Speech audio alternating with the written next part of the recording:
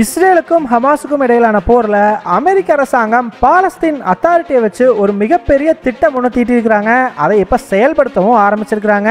அதன் விளைவா இப்ப பாலஸ்தீன் அத்தாரிட்டியில ஆட்சி மாற்றங்கள் ஏற்படவும் ஆரம்பிச்சிருக்குது. ஸோ இந்த வீடியோவில் நம்ம என்ன பார்க்க போறோம்னா, பாலஸ்தீன் அத்தாரிட்டியில ஏற்பட்டு இருக்கக்கூடிய ஆட்சி மாற்றங்களுக்கும் ஹமாஸுக்கும் இருக்கக்கூடிய தொடர்பு என்ன, ஹமாஸுக்கு எதிரான அமெரிக்காவினுடைய இந்த திட்டம் வேலை செய்யுமா செய்யாதா, இந்த மாதிரி பல விஷயங்களை பற்றியும் இந்த வீடியோவில் ரொம்பவே டீட்டெயில்டாக பார்த்துடலாம். வீடியோவை லைக் அண்ட் சப்ஸ்கிரைப் பண்ணிக்கோங்க. வாங்க வீடியோக்குள்ளே போயிடலாம். அறிவோம் தெளிவோம் உறவுகளுக்கு அன்பான வணக்கங்கள்.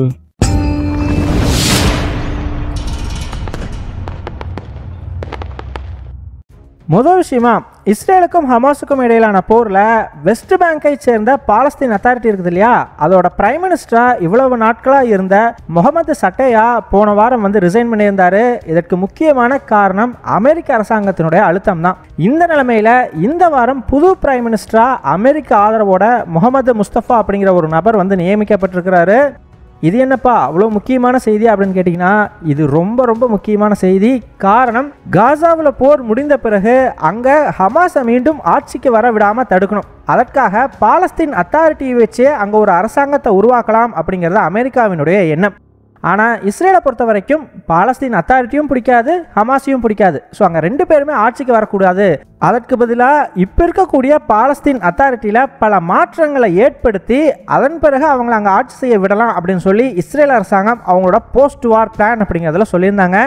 ஸோ இந்த போஸ்ட் வார் பிளானை பற்றி நம்ம ஆல்ரெடி தெளிவாகவே ஒரு வீடியோ போட்டிருக்கோம். ஸோ அதன்படி பார்த்தீங்கன்னா, அமெரிக்க அரசாங்கம் இப்போ இந்த பாலஸ்தீன் அத்தாரிட்டியில் பல மாற்றங்களை ஏற்படுத்துறதுக்கான வேலைகளை ஆரம்பிச்சிட்டாங்க. அந்த வரிசையில் எடுக்கப்பட்ட முதல் நடவடிக்கை தான் பாலஸ்தீன் அத்தாரிட்டியுடைய பிரைம் மினிஸ்டராக இவ்வளவு காலம் இருந்த முகமது சட்டையாவை ராஜினாமா செய்ய வச்சது.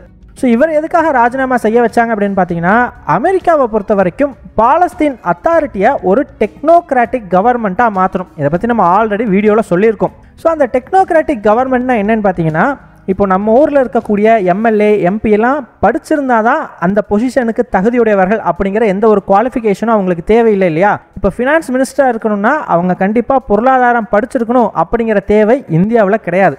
அதுவே இந்த டெக்னோக்ராட்டிக் கவர்மெண்ட் அப்படிங்கிறத எடுத்துக்கிட்டிங்கன்னா, ஒருத்தர் ஃபினான்ஸ் மினிஸ்டராக இருக்கணும்னா கண்டிப்பாக அவர் எக்கனாமிக்ஸ் படிச்சிருக்கணும். அப்போ தான் ஃபினான்ஸ் மினிஸ்டராக இருக்க முடியும். அதே மாதிரி ஃபாரின் மினிஸ்டராக இருக்கணும் அப்படின்னா ஜியோ பாலிட்டிக்ஸை பற்றி படிச்சிருந்தா தான் ஃபாரின் மினிஸ்டராக இருக்க முடியும். ஸோ இந்த மாதிரி ஒருத்தரோட குவாலிஃபிகேஷனுக்கு ஏற்ற மாதிரி அவருக்கான போஸ்டிங் அப்படிங்கிறத கொடுக்கறது தான் இந்த டெக்னோக்ராட்டிக் கவர்மெண்ட் அப்படின்னு சொல்லுவாங்க. ஸோ எலெக்ஷனில் நின்று ஜெயிக்கக்கூடிய ஒரு அரசியல்வாதி கிட்ட அதற்கான குவாலிஃபிகேஷன் இருக்குமா அப்படின்னு கேட்டால் அது பெரிய கேள்விக்குறி தான். கண்டிப்பாக இருக்கிறதுக்கான வாய்ப்பு ரொம்பவே கம்மி. அதுவே எலெக்ஷனில் நிற்காம யாருக்கிட்ட அந்த குவாலிஃபிகேஷன் இருக்குதோ அவங்க கிட்ட டைரெக்டாக அந்த பொறுப்பை கொடுத்துட்டா ரொம்பவே ஈஸியாக முடிஞ்சிடும் இல்லையா. அதை தான் இப்போ அமெரிக்கா பண்ண ஆரம்பிச்சிருக்கிறாங்க. ஸோ முகமது சட்டையாவினுடைய கேபினெட்டில் இருக்கக்கூடியவங்களுக்கெல்லாம் குவாலிஃபிகேஷன் இருக்குதா இல்லையா அப்படிங்கிறது நமக்கு தெரியாது.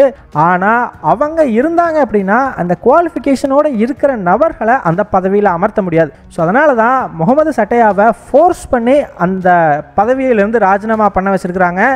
போன வாரம் அவர் ராஜினாமா பண்ணும்போது என்ன சொல்லிட்டு பண்ணார் அப்படின்னா, பாலஸ்தீன் அத்தாரிட்டியிலையும் பாலஸ்தீன மக்களுக்காகவும் பல மாற்றங்களை செய்ய வேண்டியது இருக்குது, அந்த ஒரு காரணத்துக்காக நான் ராஜினாமா பண்ணுறேன் அப்படின்னு சொல்லிட்டு தான் பண்ணியிருந்தா. அப்படியே அவரோட கேபினெட்டையும் இப்போ கலைச்சிட்டாங்க. அதன் பிறகுதான் ஒரு வாரம் கழிச்சு இப்போ முகமது முஸ்தபா அப்படிங்கிற நபரை புதிய பிரைம் மினிஸ்டரா பாலஸ்தீன் அத்தாரிட்டியினுடைய பிரசிடென்டான முகமது அப்பாஸ் அறிவிச்சிருக்காரு. ஸோ இந்த முகமது முஸ்தபா பார்த்தீங்கன்னா எக்கனாமிக்ஸ் படித்தவர். ஸோ இப்போ பாலஸ்தீன் அத்தாரிட்டிக்கு முக்கியமாக தேவைப்படுறது இந்த எக்கனாமிக்ஸ் தான். காரணம், கொஞ்சம் பொருளாதார சூழ்நிலையில் சிக்கியிருக்கிறாங்க, அதிலிருந்து சரி பண்ணி கொண்டு வரக்கூடிய ஒரு பிரைம் மினிஸ்டராக இவர் இருப்பார், இவர்கிட்ட அந்த குவாலிஃபிகேஷன் இருக்குது அப்படிங்கிற மாதிரி தான் இவரை பதவியில் அமர்த்தியிருக்கிறாங்க. இவர் எலெக்ஷனில் நின்னாரா அப்படின்னு கேட்டிங்கன்னா கண்டிப்பாக எலெக்ஷனில் நிற்கலை. ஸோ இதுக்கு பேர் தான் ஒரு டெக்னோக்ராட்டிக் கவர்மெண்ட். நம்ம வெளியே இருந்து பார்க்கும் பொழுது பரவாயில்லையேப்பா, குவாலிஃபிகேஷன் இருக்கிறவங்களுக்கு அந்த பதவியை கொடுக்குறாங்க, நல்லது தானே அப்படிங்கிற மாதிரி தோணும். ஆனால் ஆக்சுவலாக இதை அமெரிக்கா பண்ணுறதுக்கு ரொம்ப முக்கியமான 2 காரணம் இருக்குதுங்க. ஸோ முதல் காரணம் என்ன அப்படின்னு பார்த்தீங்கன்னா, டெக்னோக்ராட்டிக் கவர்மெண்ட்டை பொறுத்த வரைக்கும் பெரும்பாலும் எலெக்ஷன் வைக்க மாட்டாங்க இல்லையா. ஸோ அமெரிக்க அரசாங்கம் அவங்களுக்கு யாரையெல்லாம் பிடிச்சிருக்குதோ அவங்களையெல்லாம் பதவியில் அமர்த்த முடியும் ப்ரெஷர் கொடுத்து. ஸோ இது முதல் காரணமாக. ரெண்டாவது காரணம் என்ன அப்படின்னு பார்த்தீங்கன்னா, இந்த டெக்னோக்ராட்டிக் கவர்மெண்ட்டை பொறுத்த வரைக்கும் படிச்சிருக்கணும், அந்த குவாலிஃபிகேஷன் வேணும் இல்லையா. ஸோ இப்போது மேற்குலக நாடுகளில் இருக்கக்கூடிய யூனிவர்சிட்டியில் யாரெல்லாம் படிச்சிருக்கிறாங்களோ அவங்கள செலக்ட் பண்ணி இந்த பதவிகளில் உட்கார வைப்பாங்க. ஸோ பெரும்பாலும் இந்த ஃபேமஸான யூனிவர்சிட்டிஸ் எல்லாமே மேற்குலக நாடுகளில் தான் இருக்குது அப்படின்னு சொல்லி ரேங்க் பண்ணுறாங்க இல்லையா. ஸோ அங்கே படித்தவங்க நிறைய பேர் இருப்பாங்க. அவங்கள பொறுக்கி எடுத்து இந்த பதவியில் உட்கார வைக்கிறதன் மூலமாக அவங்கள கட்டுப்படுத்தலாம், அதன் மூலமாக பாலஸ்தீன் அத்தாரிட்டியும் தன்னுடைய கட்டுக்குள்ளே வச்சுக்கலாம் அப்படிங்கிற ஒரு முயற்சியாகவும் அமெரிக்கா வந்து இதை பண்ணுறாங்க. ஈவன் இப்போ புதிய பிரதமராக பதவியேற்றிருக்கக்கூடிய முகமது முஸ்தபாவை கூட எடுத்துக்கோங்க. அமெரிக்காவினுடைய தலைநகரான வாஷிங்டனில் இருக்கக்கூடிய ஜார்ஜ் வாஷிங்டன் யூனிவர்சிட்டியில் தான் அவருடைய பொருளாதார பட்டத்தையே படித்து முடிச்சிருக்கிறார். இவரை வந்து அங்கே பதவியில் அமர்த்தினா இவர் மூலமாக பாலஸ்தீன் அத்தாரிட்டியில் அந்த பேச்சுவார்த்தை நடத்துறது, அவங்கள கண்ட்ரோல் வச்சுக்கிறதுலாம் அமெரிக்காவுக்கு கொஞ்சம் ஈஸியாக இருக்கும் இல்லையா. அது மட்டும் இல்லை, இவருக்கு கீழே வந்து ஒரு கேபினெட்டை ஃபார்ம் பண்ணணும். அதாவது டிஃபென்ஸ் மினிஸ்டர், ஃபாரின் மினிஸ்டர்னு சொல்லி பல துறைகளுக்கும் அமைச்சர்களை நியமிக்கணும். அவங்களையெல்லாம் இன்னும் வந்து நியமிக்கலை. இனிமேல் தான் அந்தந்த குவாலிஃபிகேஷனோடு இருக்கிற நபர்களை அந்த பதவிக்கு வந்து நியமிப்பாங்க. அது வரைக்கும் முகமது சட்டையாவினுடைய கேபினெட் தான் இங்கே இருக்கக்கூடிய எல்லா விஷயத்தையுமே ஹேண்டில் பண்ணுவாங்க. ஸோ ஒன்ஸ் முகமது முஸ்தபாவுக்கு கீழே இந்த மாதிரி குவாலிஃபிகேஷன் இருக்கிற பல நபர்கள் நியமிக்கப்பட்டுட்டாங்க அப்படின்னா இவங்களுடைய கவர்மெண்ட் ஆட்சிக்கு வந்துடும். ஸோ இவங்க யாருமே எலெக்ஷனில் நிற்க மாட்டாங்க அப்படிங்கிறது தான் இங்கே ரொம்பவே முக்கியமான ஒரு விஷயம். எதனால் இது ரொம்பவே முக்கியம் அப்படின்னு பார்த்தீங்கன்னா, எலெக்ஷனில் நிற்காம ஒரு கவர்மெண்ட் உருவாகுதுன்னா அவங்களுக்கு மக்களுடைய சப்போர்ட் அப்படிங்கிறது இருக்காது. ஸோ இது அமெரிக்காவுக்கும் ரொம்பவே தெளிவாக தெரிஞ்சிருக்குது. ஈவன் போன வீடியோவில் கூட நம்ம பார்த்துருந்தோம் இல்லையா, அமெரிக்காவோட ரிப்போர்ட் ஒன்றில் காசா ஸ்ட்ரிப்பில் என்னதான் ஹமாஸுக்கு எதிரான போர் முடிந்தாலும் ஹமாஸ் இயக்கம் டனல்ஸ்லேருந்து தொடர்ந்து தாக்குதல் அப்பப்போ நடத்திக்கிட்டே இருப்பாங்க அப்படின்னு சொல்லி. ஸோ அப்படி இருக்கும்போது அந்த காசா ஸ்ட்ரிப்பில் இந்த மாதிரி மக்களோட சப்போர்ட் இல்லாத ஒரு டெக்னோக்ராட்டிக் கவர்மெண்ட் ஆட்சிக்கு வருது அப்படின்னா அது எவ்வளவு காலம் தாக்கு பிடிக்கும் அப்படிங்கிறது ஒரு மிகப்பெரிய கேள்விதான். ஸோ இந்த விஷயத்துக்கு தான் முகமது சட்டையை என்ன சொல்லியிருக்காரு அப்படின்னா, நாங்கள் வந்து மக்களோட சப்போர்ட்டோட எலெக்ஷன்லாம் நின்றுக்கோல்ல, நாங்கள் எங்களால் முடிஞ்ச உதவியை இந்த ஒரு கவர்மெண்ட்டுக்கு கொடுக்குறோம் அப்படிங்கிற மாதிரி சொல்லியிருக்கிறாரு. என்னதான் வெளியே வந்து அவர் சொன்னாலுமே கூட அவர் மனசுக்குள்ள என்னையை ரிசைன் பண்ண வச்சுட்டாங்களே அப்படிங்கிறது கண்டிப்பாக இருக்கும். ஸோ இந்த டெக்னோக்ராட்டிக் கவர்மெண்ட்டை பொறுத்த வரைக்கும் மக்களுடைய சப்போர்ட் அப்படிங்கிறத எப்படி வாங்க போகிறாங்கன்றதுல தான் முக்கியமான விஷயமே இருக்குது.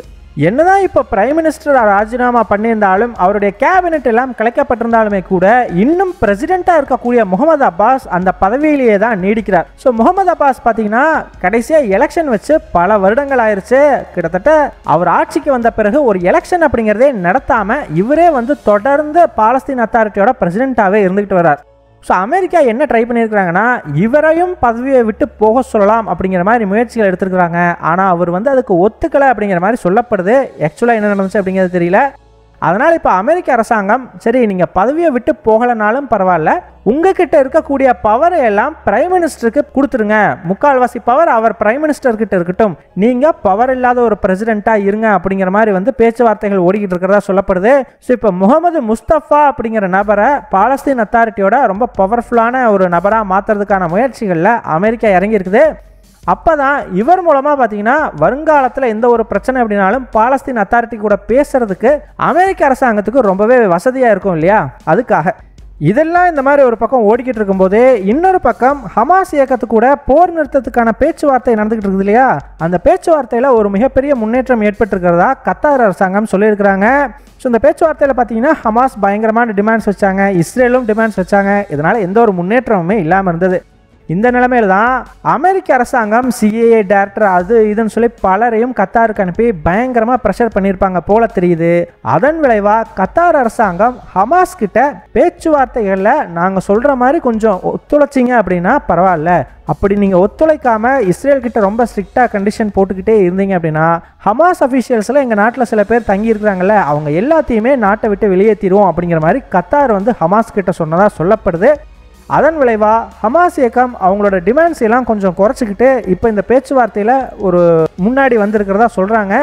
என்னதான் ஹமாஸ் இந்த பேச்சுவார்த்தையில் கொஞ்சம் முன்னாடி வந்திருந்தாலுமே கூட இஸ்ரேல் அரசாங்கம் ஹமாஸோட கோரிக்கைகளை இன்னுமே ஏற்றுக்க மறுக்கிறாங்க.